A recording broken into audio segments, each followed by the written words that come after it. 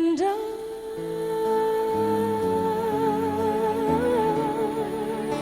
will always love you. Whitney Houston, soul diva and America's sweetheart.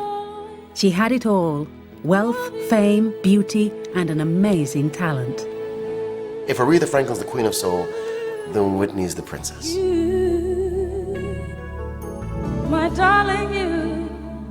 That's her true talent. I mean, she has this amazing way of just connecting with, with masses of people with that incredible voice of hers. But behind the glittering image, there's a very different side to Whitney Houston. The Whitney Houston that the public see is not Whitney Houston. So goodbye. Please don't cry.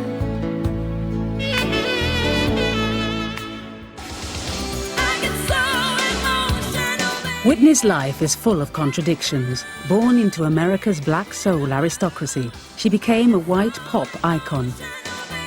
But did she sell out to pursue fame and money?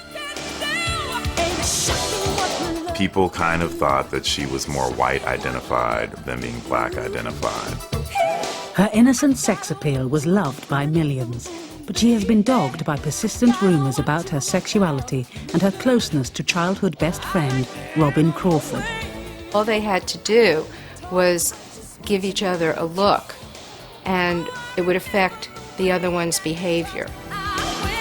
She was the gospel choir girl from New Jersey who shocked the world by her marriage to bad boy Bobby Brown. It was a fairy tale wedding, but they turned into the Battling Browns, famous for their fights, not their music.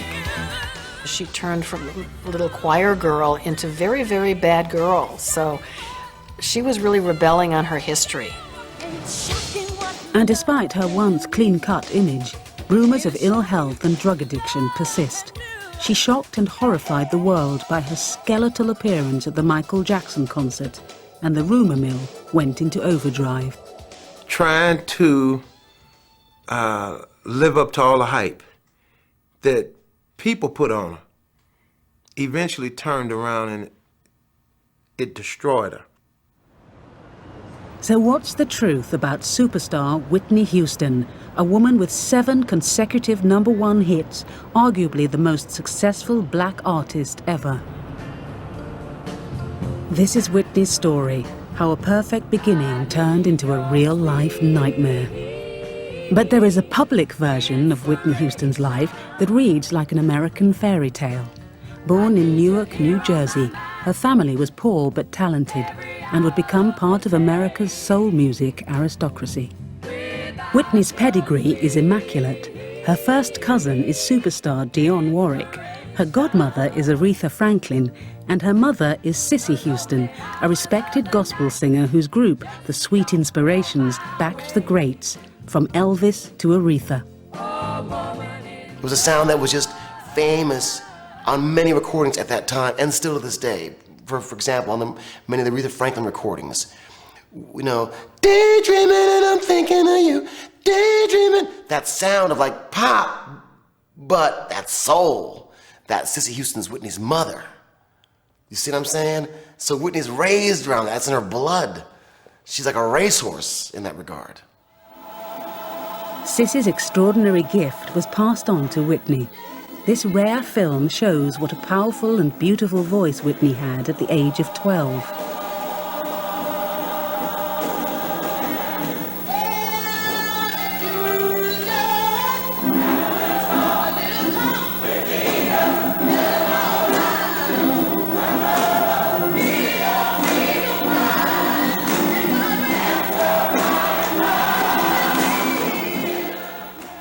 Whilst Whitney was still young, her family moved into an American dream home in the affluent New Jersey suburb of East Orange. We're on Dodge Street, the school. So our house is west about 200 yards on the right-hand side. It has a white picket fence, half brick front, split-level ranch. It had an in-ground swimming pool there. So it was a nice, pleasant setting that was provided for her at that house. Whitney was sent to the finest school in New Jersey, Caldwell College, to complete her education.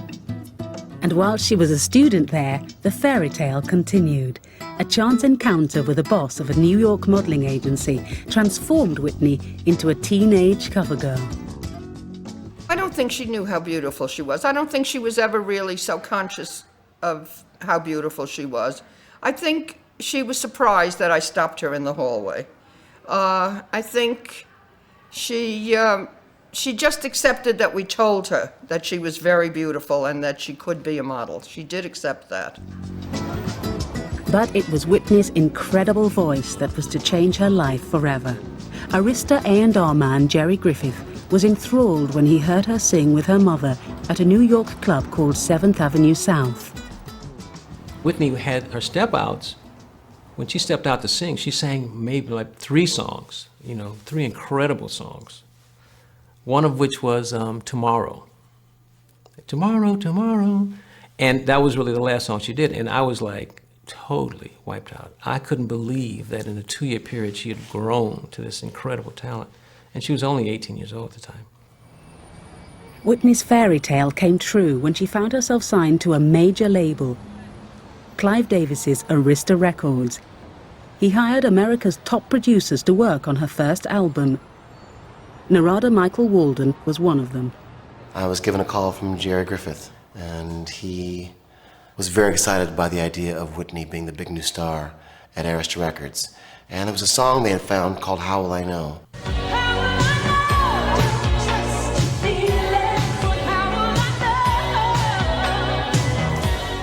Came to Media Sound, and she sang How Will I Know within a matter of 4 hours.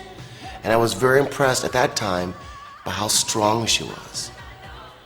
Very thin, but very strong.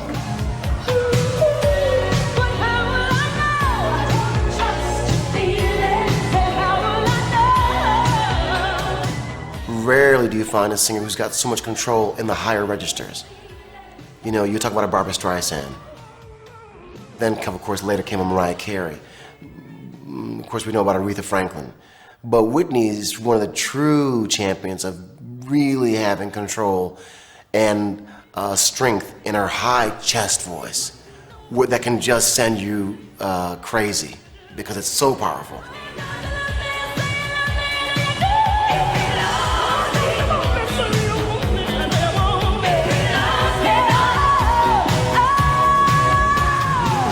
Her first album was a huge hit, double platinum overnight, and went on to sell over 23 million copies.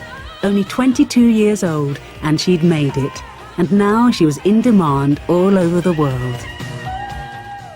Once that record was released, it was like, bam, that record took off like crazy.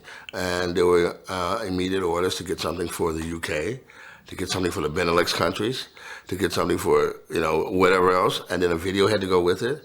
And then a promotion tour had to go with it. And then more tours had to go here. Then there were conventions, National Association of Black-Owned Broadcasters. Her schedule was horrendous. Whitney's dream continued when her second album sold a massive 19 million copies.